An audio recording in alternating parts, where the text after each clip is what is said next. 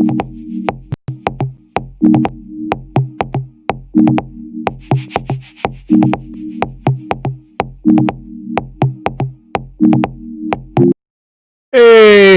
how's y'all doing again? This is your host, Mr. Blow Your Minds, and welcome to the most hated show in the black corner of YouTube. First and foremost, I want to say what's good to my subscribers, my day ones, what's good, fam? New subscribers, you happen to pass by, again, we thank you for joining the Black Minds News family. Passerbys, we always got a grand opening, go down the aisle, happen to see something that you might happen to like. If you happen to see something that make you feel some kind of way, remember, the motto of my show is the truth don't need no partner. All right, so I did a video the other day. It seems like they are putting a more strain on this channel. Can you believe a channel that's been in the business going on 9 years can't get 100 views? Did a video the other day about Jacob Blake and the scenario and situation that happened there. Somehow people from YouTube, somebody came by, flagged the video. Can you believe that? I don't even get no views over here. They still come over here and they still hating, but they always hating because I made that video back in April 1st of 2014, the extinction of the white race. In that video, never talked about killing nobody and none of that. It was just that the natural spiritual things are happening where if they had their hand that they could stop it, they would, but they can't. So this channel has been, from that day forth, somebody in there in particular has gone out all their ways, and eventually we're going to be in that courtroom to be dealing with that. But don't worry about that. I'll tell you about that as that comes. We're going to deal with that. But that's how, when you look at it, can you imagine that it's something that is on 365 days, 24 hours a day, and you can't even get 100 views when people who put videos out can at least get 2,000 views. So that tells you I am the most hated show in the black corner of the internet. You can go in the search engine. You see that they make sure that my name don't even go in the search engine. If you don't put my name in there completely, it does not show. I've been doing this for 9 years. Ask yourself, how's that even possible? Because why? They hate what I do. So anyway, with that being said, let's get into the show. This show is kind of a continuation because it's not so much about me and about entertainers, actors, and so forth. They have their lane. They do what they do. We collectively, as Black American descendants of slaves, is a family, right? And we, as those in the black corner of the internet, we will do our social justice and our social media, or our black media. We do the goods and the bads when it comes to doing stories. And in this particular situation, what's so relevant in my perspective about this is the fact that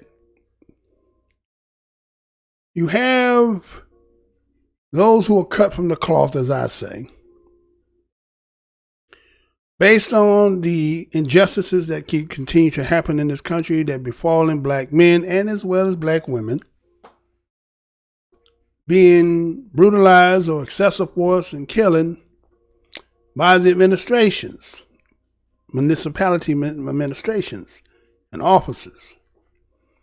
And so became social warriors in other aspects in this country. You've seen, activists starting to come from hip hop and entertaining and athletes. And a lot of us will have our issues with that because, under the core under that, we kind of understand how the strings are being pulled, who in many cases, a lot of the allegiance is because of how that is structured, right? And so contractually and everything else that is involved in that.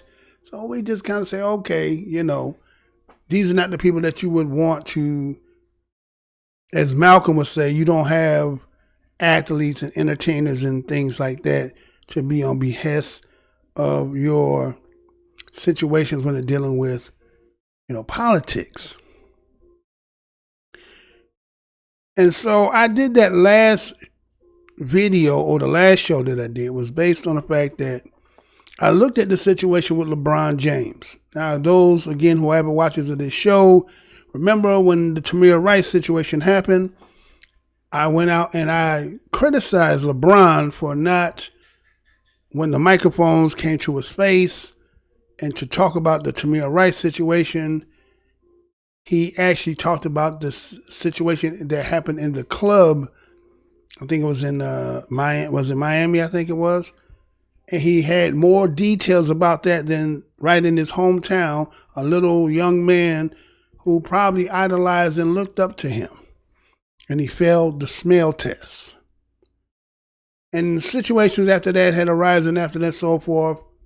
And it kind of, the social black corner of YouTube, is known as the black media, put a lot of pressure on all of that, those genres. And then we start to see certain situations where people were speaking out and so forth. And we was like, okay, fine.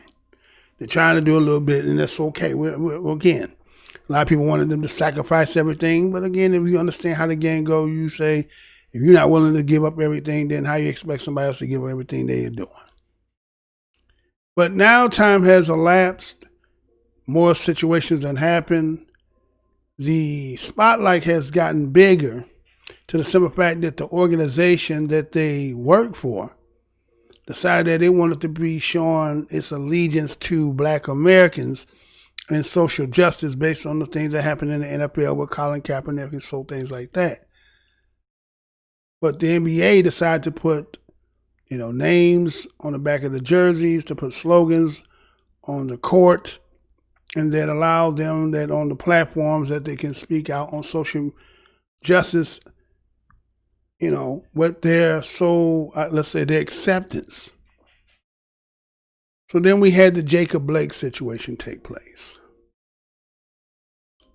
Happened to be in Milwaukee. The Milwaukee Bucks were going to play. And they decided to do something that it was not like it was a collective decision. It was on the spur of the moment. Well, Kyle Covert, I think, even came out and tried to apologize for it. But it was kind of the right thing to do. So just to give a fresh up on that, we'll go here and then I'll come back, check this out. No justice. No justice. No justice. Jacob Blake. Jacob Blake. Jacob Blake. Jacob Blake. Jacob Blake. Jacob Blake. There are two systems of justice in the United States. There's a white system and there's a black system. The black system ain't doing so well. But we're going to stand up. Every black person in the United States is going to stand up. We're tired. I'm tired of looking at cameras and seeing these young black and brown people suffer. We're going to hold court today. We're going to hold court on systematic racism. We're going to have court right now. Guilty. Yeah. Guilty. Guilty. Guilty. Racism against all of us. Guilty. Guilty. Guilty. Guilty. Racism against Trayvon Martin. We find them guilty. Guilty. Racism against George Floyd. We find them guilty. Guilty. Racism against Jacob Blake. Come on. Abdul Dawala. If I said the name wrong, Allah forgive me. Guilty. Guilty. And we're not taking it anymore. I ask everyone to stand up. No justice. No justice. I met this man when I was 7 years old. How did I know I was going to meet this man again in these circumstances? I truly did not want to come and see y'all today. for these reasons. My father was in town for the first march on D.C. I have a duty. I have a duty to support and understand each one. I love everybody in this crowd. I love you. If nobody told you today, Big Jake loves you. Love you too. We love you too. But we're going to stand up, baby. We're going to stand up together. I need your strength. Big Daddy's legs ain't that good anymore. I need your strength. No justice. No peace. No justice. No peace. Pro athletes in four boycotting games in response to the shooting of Jacob Blake. The Milwaukee Bucks refusing to take the floor against the Orlando Magic, prompting all NBA playoff games to be postponed yesterday. Some games in Major League Baseball, the WNBA, and Major League Soccer schedules also called off. And this morning, White House advisor Jared Kushner says he will reach out to LeBron James. Christina Coleman following it all for us here in Los Angeles. Christina. Trace, the NBA Board of Governors is meeting this morning to discuss teams boycotting games. Teams who are in the bubble down in Florida took a vote last night. Most of the teams decided they want to continue playing, but the LA Clippers and the Lakers voted to boycott the remaining few games of the NBA season. It's unclear if more games will be postponed.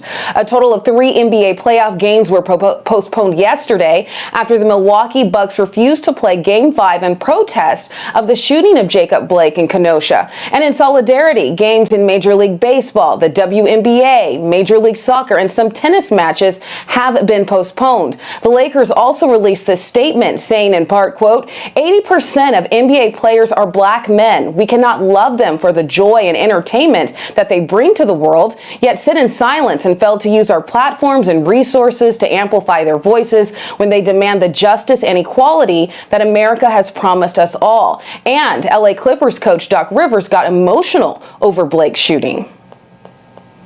Just watching the Republican convention and this spewing this fear, right? Like all you hear is Donald Trump and all of them talking about fear. We're the ones getting killed. We're the ones getting shot. It's amazing why we keep loving this country and this country does not love us back.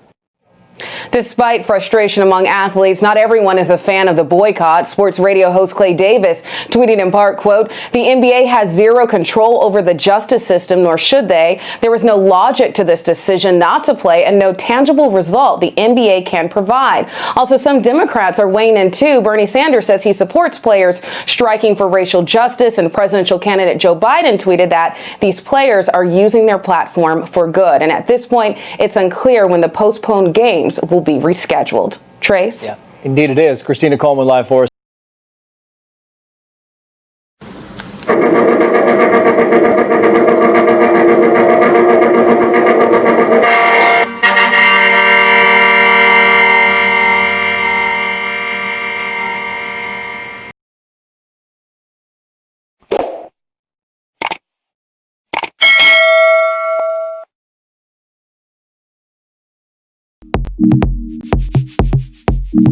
All right, we black, right? So,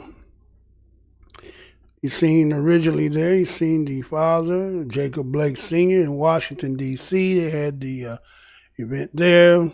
They went out there and they decided to, galvanize to show that there was some solidarity in the belief that what happened to Jacob Blake Jr. was injustice. And that many of the others that he mentioned and the injustice that didn't happen to them, black people in general, black Americans, BADOS in particular, have had enough. And that the attention that needs to be drawn to it is basically collective.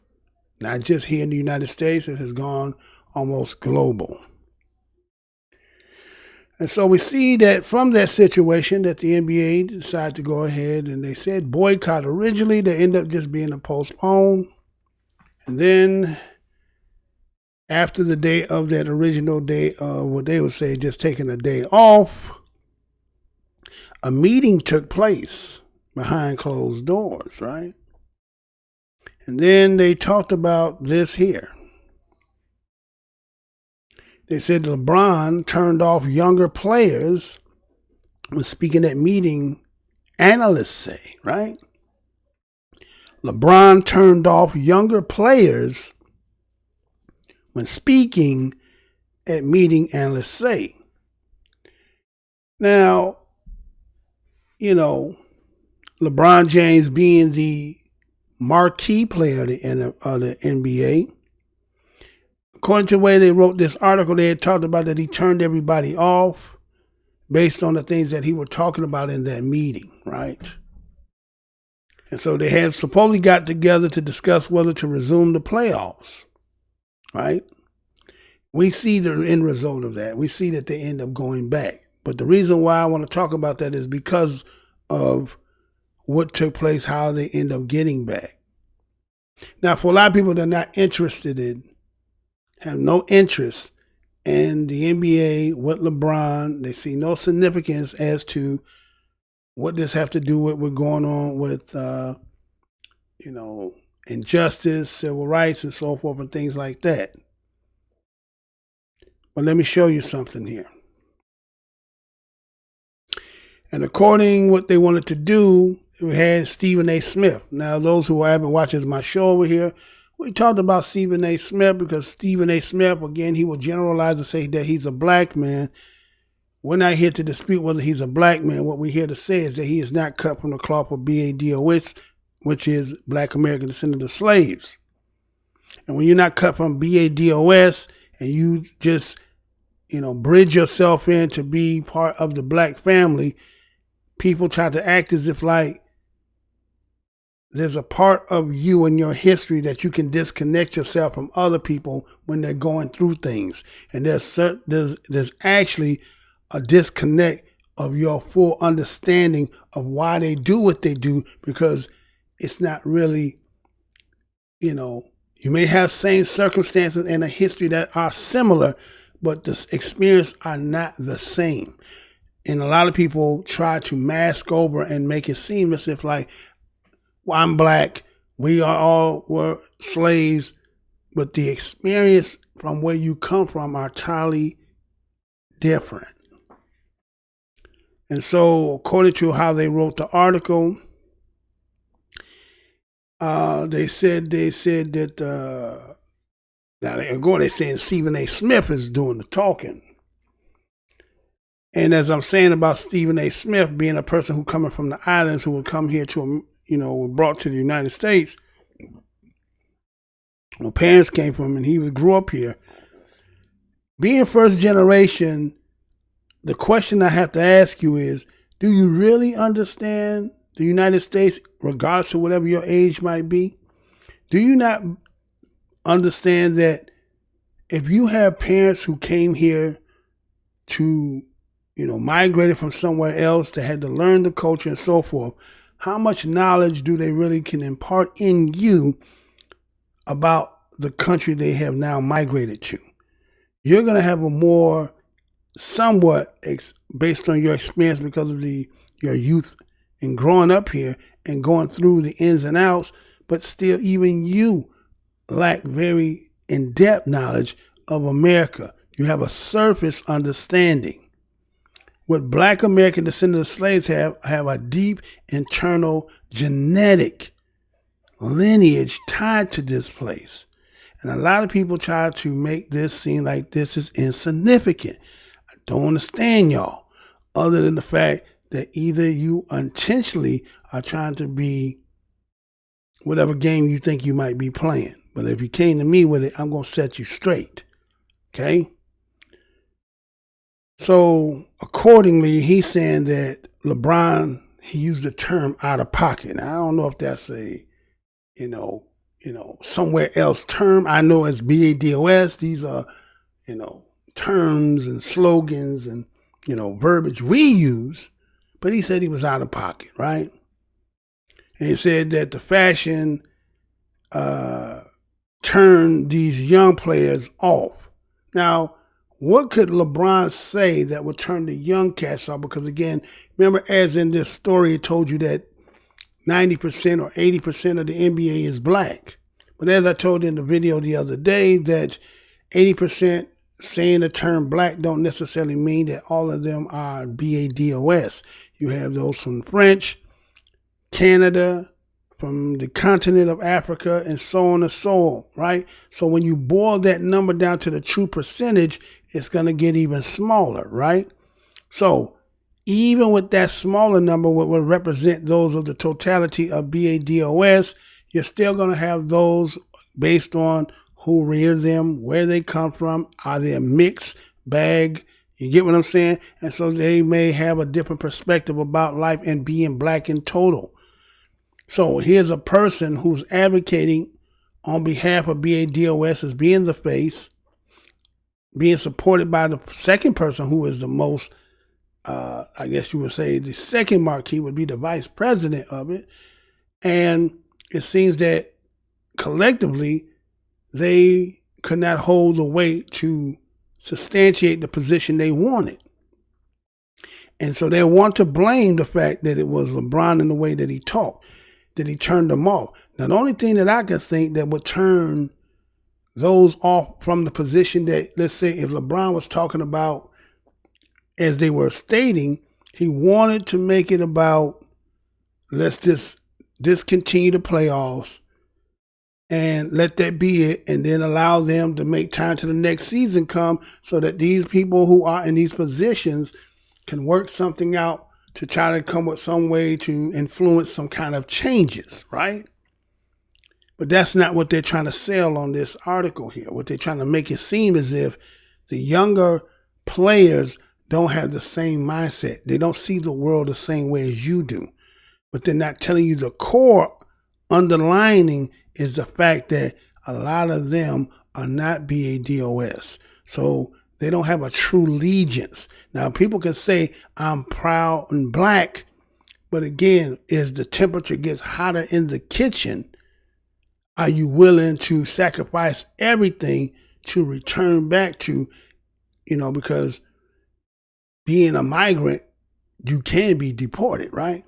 So they do have that in their mind. So will they go through the fire? Being honest, and we ask ourselves, the answer is going to be they're not.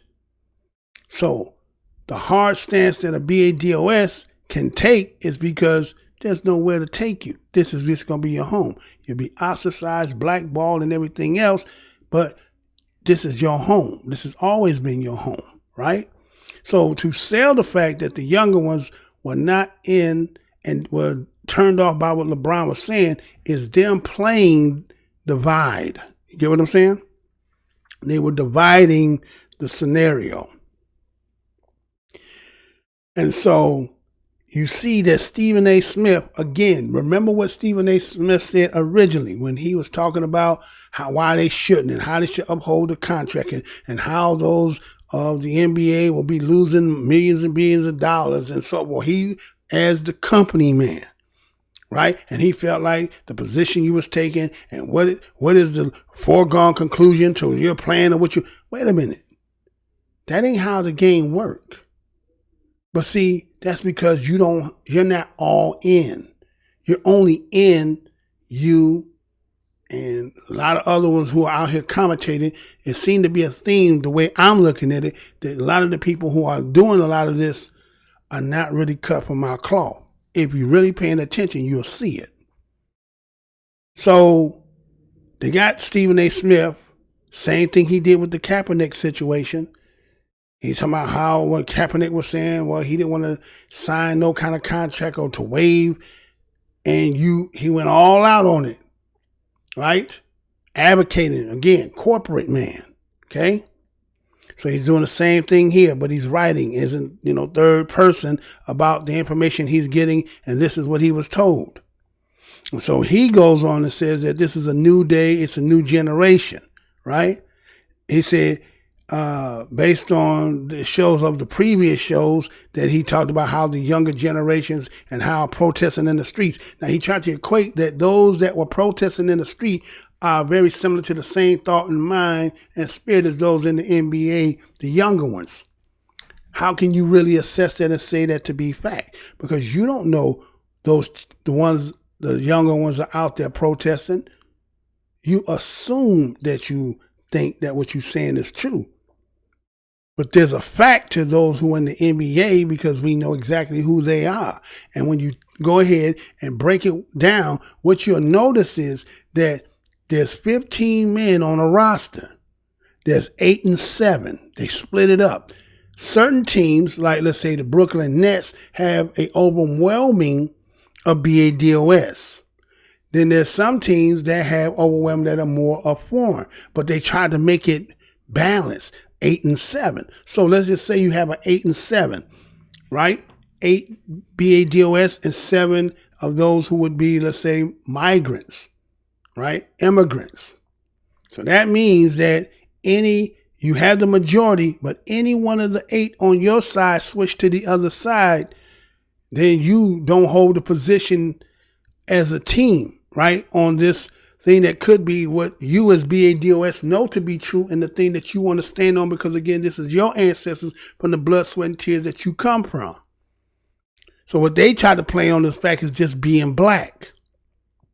And so now you got him trying to also throw in a monkey wrench by saying that the younger ones are not adhering or don't believe in the same thing that you're standing for, right?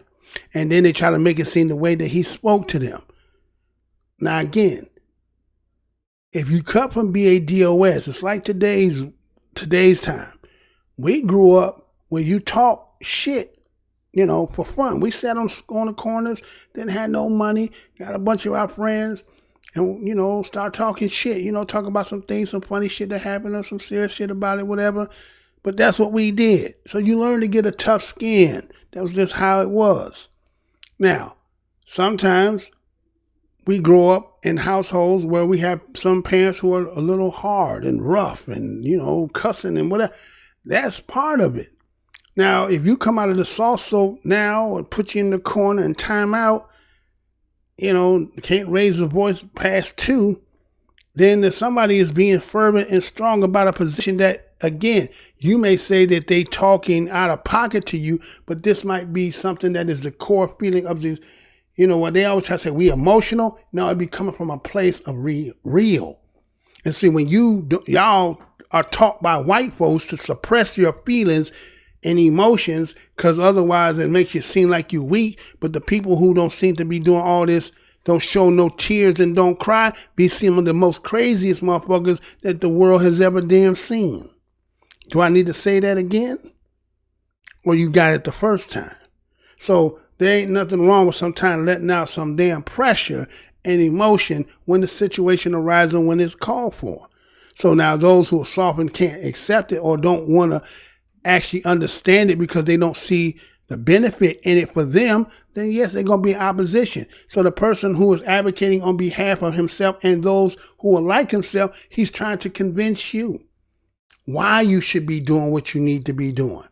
But if you are totally against it because you don't see the light, isn't it his job to try to convince you that for the greater good, what this could be for? But no, only those who are here for their only opportunity.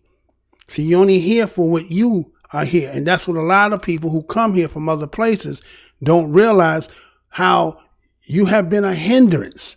You have been a hindrance to our progression, because anytime that this country should have dealt with us in the way that it should have dealt with us in the right way, they had you as the back door to allow themselves to be able to undermine us and ignore us. It's kind of like what's happening right now when you're talking about this campaign. You got a person running for president and vice president that seem to not even be talking to the people who are supposed to help them win. All they keep talking about is vote, vote, vote, vote, vote. But ain't nobody talking about nothing politically as to what I'm going to do as a politician for you. That seems not to even be on the damn table. Right? And that seems to be okay. But because we're sitting here talking about we're not trying to do that, everybody want to deem that we're wrong in our position. We're not hearing that shit y'all talking about. I don't give a fuck about what y'all talking about, really. So anyway, he said that the younger generation of players were not having what they're hearing from LeBron because of the fashion in which he spoke. He tried to make it in the way that he spoke. It ain't about the way he's saying it. Either you believe the position that he's talking about or you're not. And so if you can be, let's say, turned off because the way somebody is saying it, then you really didn't believe the stance, or you were really not for the stance of the cause anyway. But those are words you're trying to use. But again, see, I'm cut from the cloth. I'm here long enough. You couldn't talk to me like that. You understand? Because I see right through all that. Okay?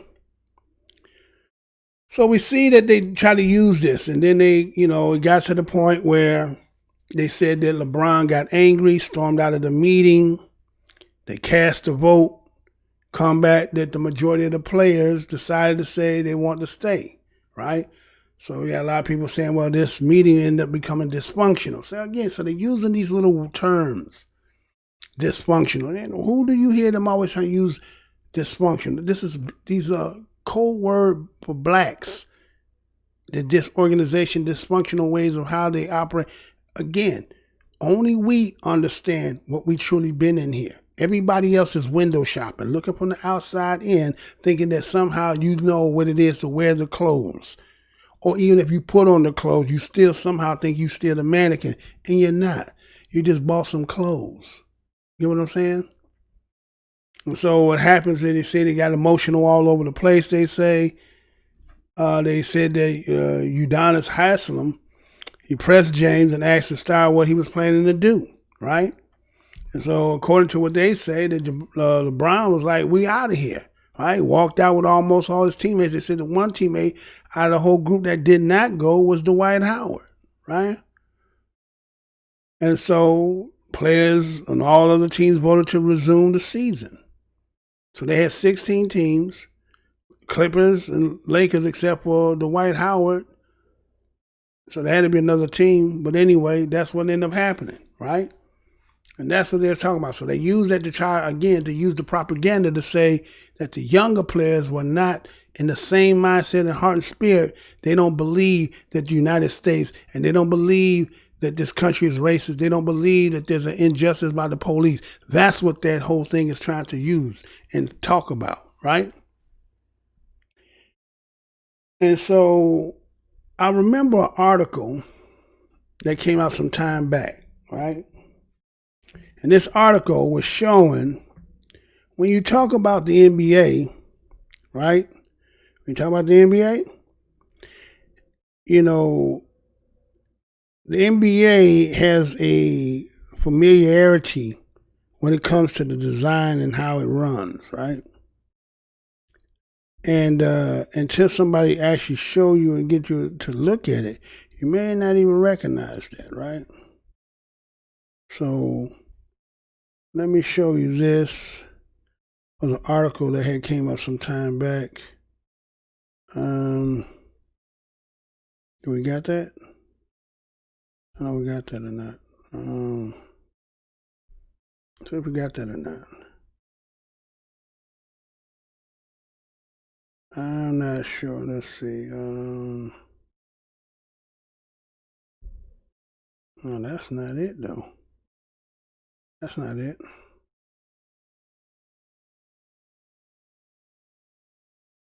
That's not it. What happened to it?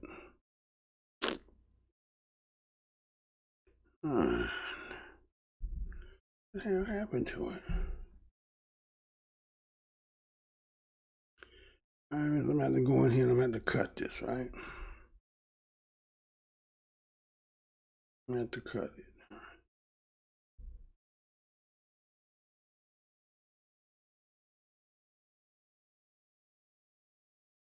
All right, go there. All right. All right, so there was an article that had came back out, and it was called Massa, David Stern, and the NBA plantation. Let me say that again. Massa, David Stern, and the NBA plantation. And so in this article, it came back, it was like in October 28th of 2011. And it came out of the final call. Now, a lot of people will be turned off when they say, oh, you're not going to compliment the Muslims. You're going to say that. Well, that don't necessarily mean that what they're saying is not true. And this is what they wrote, right? And they were talking about how the commentator, Brian Gumbel, and how he was going through this harsh criticism by the commission at this time was David Stern, and how David Stern run his business, right? And so as Brian Gumbel was talking about that David Stern, he said he has seemed hell-bent and demeaning the players, has always seemed eager to be viewed as some kind of modern plantation overseer, right? Treating NBA men as if they were like his boys. Huh? And so it was Mr. Gumbel who observed the pattern that David Stern, he believed his behavior, and that's what he was writing about, right? And he was saying that David Stern's MO, which is modus operandi, right? He looked at how some of his past serving edicts and how he changed the dress code, and that if players were questioning the officials, right? And he was reinstilling these new rules that were just kind of taking away some of the naturalness that, when we as black men and we're playing and competing, emotions get high, what I'm saying? We do a lot of things. And so it's kind of like when you think about back in the day with football, when you should go in the end zone and do a dance, and white people had such a hard, they was just so, hurt, or felt like hot dogging and showboating and not understanding the expression, right? We are black. We're not white like you. You understand? For some odd reason, some people feel like just because you're in a system that is white control operated and so forth, that if everything don't go according to the way you do it, then it can't be right. I am my own being, created by the God that created me through the spirit and embodiment that which he gave. So how you get down and how you see life don't make it necessary the way I see life and get down, right? And so we would score touchdowns. You see Billy White Shoe Johnson, those going back, to do the Billy White Shoe Johnson, the Inky Shuffle, right? The Washington Bullet, the gun down. I mean, it was a whole lot of, theatrics after a touchdown, was celebratory. But the white man, just scored a touchdown and run back and let's go and play again. See? Because why? You're not cut from the cloth we come from. You can't understand who we really are. You assume, like I say, window shop. You sit on the outside looking in, but you really don't know who we are. You assume you do. From your business aspect, right? From the model that what you keep, brainwash yourself to believe. So anyway, Brian Gumbel, he was commented, has sparked a lot of disappointment and outrage by his white colleagues that he was working around, right? All those in the sportcasting industry. They were offended. They felt like, why would he go back and reach into the distant, ugly American past to find a racial analogy, right? To show that how the NBA operated in that particular day, we're going to say 2011, right? And that the comparison between the business of today's sport industries and business of yesterday's plantation slavery is hard to ignore, right? There's a lot of similarities. You ever watch a compound in the NFL? What you think that, don't they kind of like, 40-yard dash and how much weight you can pump, and you know what I'm saying? It's got a plantation kind of aura to it, and they sitting out there with their stopwatches and got their clipboards, right?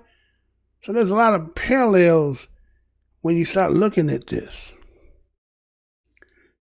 And so what we see is that Brian Gumbel decided to go make some of the comparisons that he drew. He talked about how Dan Gilbert had assumed the natural role, as he said, a plantation master, right? Now, this is when the time when LeBron was still there in Cleveland. Now here it was, the way that they quote and they put it as LeBron was a superstar slave, right?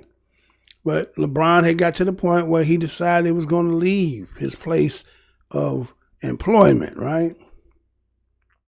But Gilbert was, they say, and those who remember the time, Gilbert was like a hairbreadth away from calling out the bloodhounds on LeBron, right? You remember that big fiasco when LeBron decided to leave and they were burning jerseys and effigies and, right? Basically just like, here's a homegrown person decide, to do what he needed to do for best for his career. And so they was basically saying that he was a coward and he betrayed and he was a coward and shameful display of selfishness, right? And, it was just that ugly display, but it wasn't really black people, was it? We know who it was that was really displaying their disliking, right? Because there was a lot of benefit that people were making off of LeBron. It wasn't just that championship. There was a lot of money to be made. And him taking that and his opportunity and his gift with him somewhere to let somebody else benefit, they didn't like that. So when you think about Dan Gilbert, who had bought that team back in 2005 for $375 million, and so with LeBron leaving the Gilbert plantation, and now, it was worth, according to why LeBron was there, he bought it for $375 million, but when LeBron came, it worth $476 million, right? So now what you're doing is you're going to revert it back when LeBron leaves, right? It's going to be now he don't lose the value of not having LeBron on this roster, not as a teammate. So was it more about the championship or was it about the economics? Only Dan Gilbert could tell you that, right? But you go back and you remember that it was Dallas Mavericks' Mark Cuban who agreed with Gilbert because Cuban had explained the passion of owning a team. So they made a comparison and said, well, okay, you talking about like Simon Legree, who felt about his slave in the iconic novel of Uncle Tom's Cabin, where he flew into a violent passion and swore that if any one more of his slaves misbehaved, he would chain them up for a week. The passion Legree eventually whipped poor old Uncle Tom to death, didn't he, right? So it's like in many instances, Negroes who walk away from plantations or were found upon the roads were shot or otherwise severely. What? You know what they were severely done to, right? Right? They were punished. So to say passionate owners in like Gilbert and Cuban, they had done a runaway LeBron in those times, had done that to a runaway like LeBron. See, you got to also remember Curt Flood. Curt Flood actually is the one who ended up creating that whole, allowing you to be able to do, be able to have your own choice. A lot of people don't even put Curt Flood name. Is it Curt Flood? Yeah, I think it's Curt Flood, right? I bought that book some years back. I remember reading that, right? And how he fought against that, right? To be able to be his own man, to be able to go, not being traded because the owner decided that he's not useful to him. Now they're able to take his own talent and be able to market himself and get the best price. Sound like something again in history here when we talk about slavery here, when you talk about the black code laws. Isn't that what that was about? Being able to put black people under contracts and to be able to keep it at a low rate, to have them as a labor force. And if they didn't abide by those contracts, there was a lot of stipulations that came with it by not adhering to it, right? So we're not far away from that at all, right? Even though we see it in the modern day and we see it in the way that we see in a lot of people who are new, they don't see the connections. Only those who've been around a little bit and been in the system and seasoned, you see it. You may not have the heart to talk about it, but it is what it is, right? And so we see that how does this connect to what I'm talking about, right? How does this connect to what I'm talking about? Well, that whole meeting afterwards, what they did is, after they stormed out, I think it was Chris Paul and LeBron and a few other players, they decided that, they want to, get somebody to get some advice from, right? And let me show you what happened.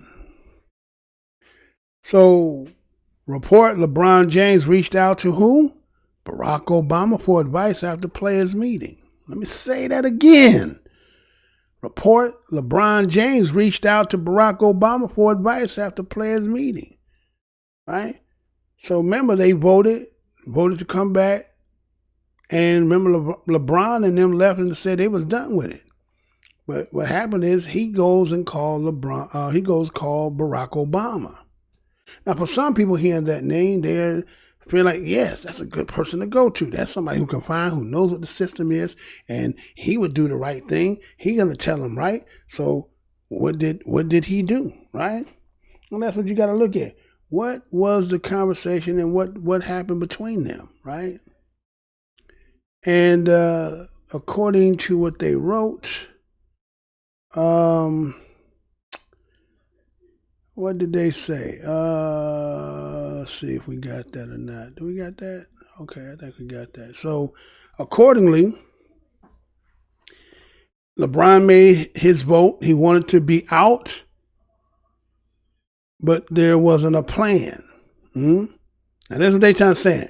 He wanted it out, but there wasn't a plan. What do you mean by a plan? If you decide to say you're done with something, that's like if you're in a relationship, whether it's male or female, and you say, I'm done. Do you need to go back and write out a grievance to be accepted in order for you to get out of the situation? You done, you wash your hand and you done with it, right? You're done with it, right? But this is what they're using to try to, again, use the leverage to try to keep you there, right? So it said that they called one of the biggest basketball fans on the planet. How you get that? What makes him the biggest basketball fan of the planet? Your left hand got one hand. I'd have been ripping his ass all damn day, blocking his motherfucking shot. You get what I'm saying? You ain't no hooper. You know what I'm saying? You talking about you play ball, but nigga ain't a real nigga to see how you hoop. They ain't got no game. Nigga got one hand. You know what I'm saying? Give me that shit. Anyway. So he, according to what they write in the article, they said that Barack Obama suggested that they play, but use the opportunity of the bubble. Okay, so he's saying play, and then while y'all still there, y'all can, try to convene and talk with the players and then come up with a better way to do this, right? Right? So accordingly, it was Chris Paul, small group of players, LeBron James, and just to utilize the opportunity to contextualize actions they want in order to play. So he wanted them to go back and rethink and come up with the plan and then present it, right? And so on the call, it broached forming a committee for players' actions that they want Obama involved. So now what they did is they got Obama to be part of representing them on behalf of them as BADOS. Now, the issue I got with that is he's not BADOS. I know a lot of our people have gone ahead and made him honorary, cut him in because of his wife, his wife, and they said that, he's honorary. He's black like me, and that's all. But again, if somebody who knows who they are and let you think they are, what real true allegiance do they have to you? Can you be played in that is the question.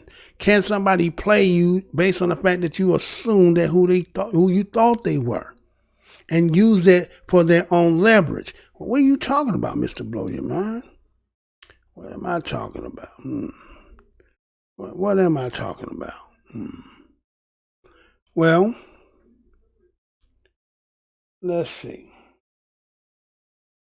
What am I talking about? Let me show y'all this. Let me show you this. Ready to do this? Check this out. Be right back. Barack Obama's teaming with the NBA and the International Basketball Federation to launch the new Basketball Africa League. The NBA announced the new league Saturday and released a promotional video featuring the former president, who offered some advice to young athletes in Africa. I hope you know through sport that if you put in effort, you will be rewarded. To work hard, put a lot of hours into it, and a lot of... In the video, Mr. Obama also stressed the importance of teamwork and determination. The Basketball Africa League will be comprised of 12 teams across the continent. Games are set to begin.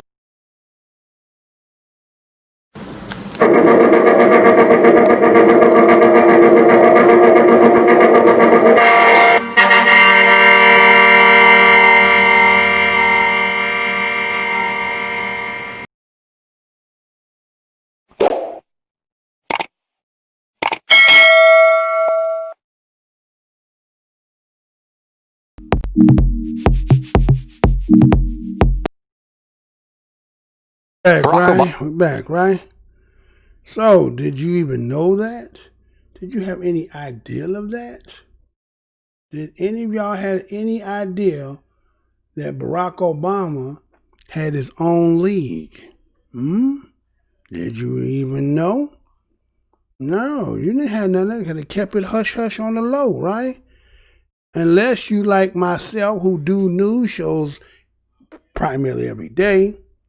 If I don't do a show, I'm still reading news. So let me show you, just in case if you just think it was just the video itself, right? So let me show you this. Okay, see that there? Obama set for role with new African basketball league backed by NBA. Let me say that again.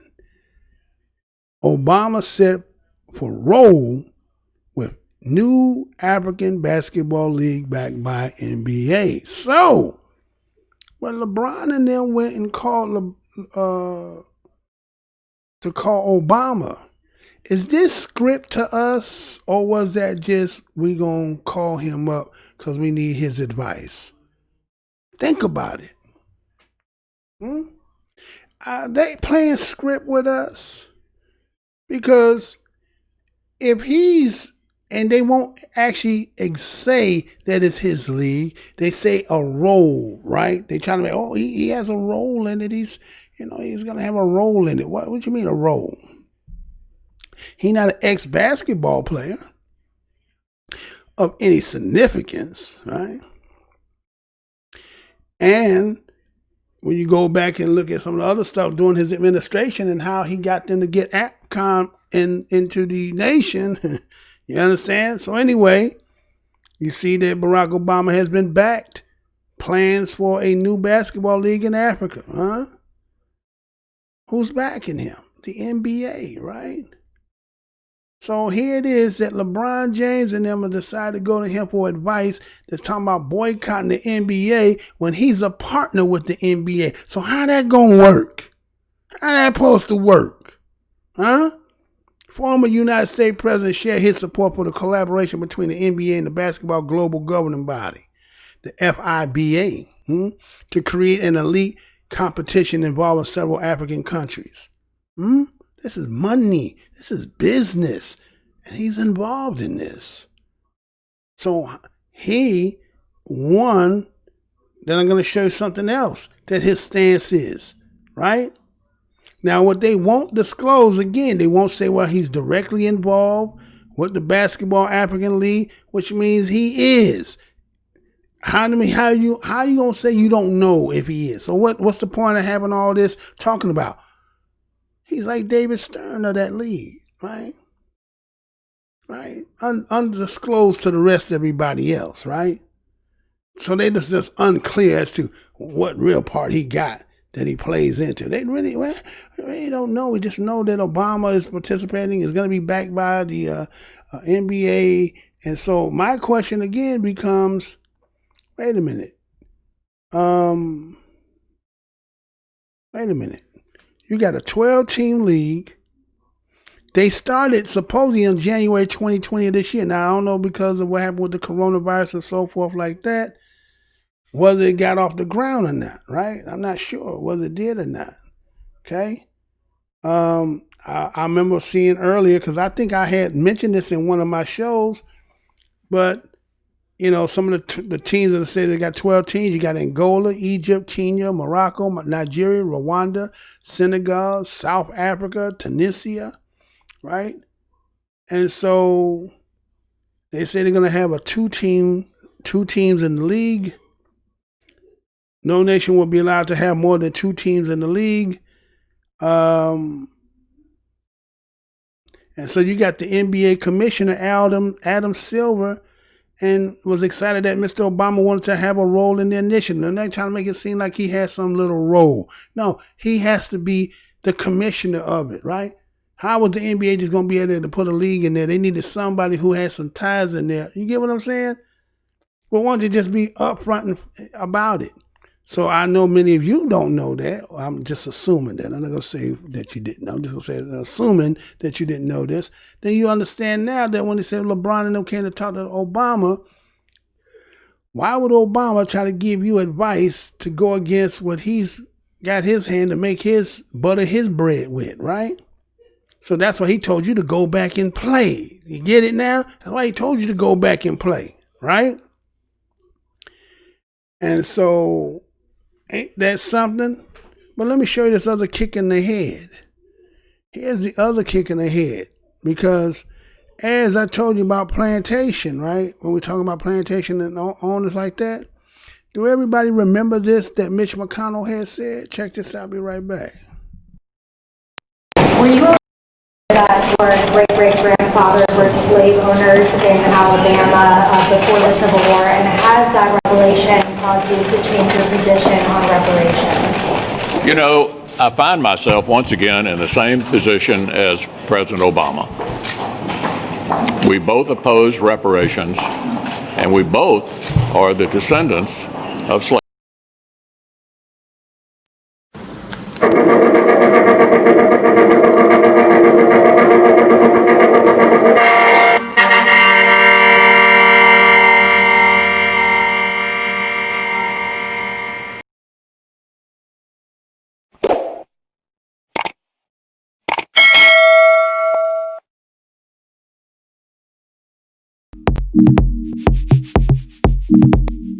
So, Mitch McConnell says that Barack Obama and him have something in common.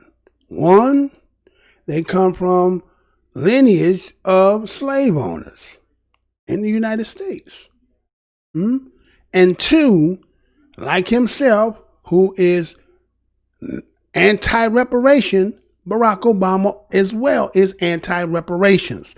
So the question becomes, how does an BADOS man who seemed to be in a situation that said he think he's going to advocate on behalf of his people go to an individual whose stance is for his company because he has, let's say, he has some kind of incentive because he's created a lead on the continent of Africa, right?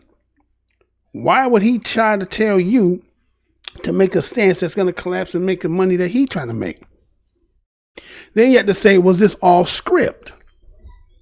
Was it all script? Because just the other day, as I did the other show, you had Jared Kushner come to propose to LeBron and say, hey, instead of all this stuff that's signaling and all this stuff that we just going to do emotional, why don't we sit down and do this policy with us and see if we can work something out? So here he is. He got on both sides. He got Trump on one side and he got Obama on the other side. And Obama is like the ear that could get tied to Biden. And then he has Jared Kushner, who can also be tied to Donald Trump.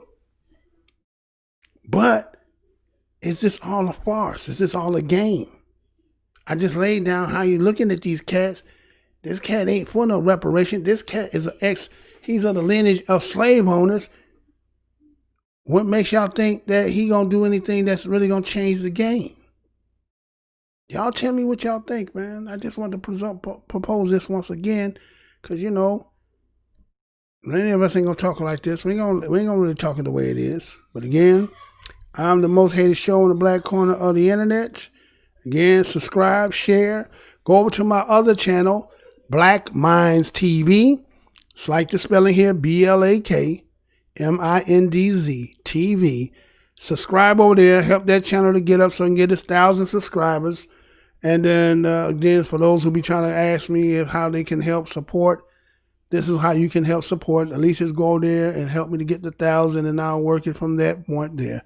So again, this is Mr. Blow Your Mind, the most hated show in the back corner of the internet. To the next show, y'all. Peace, love.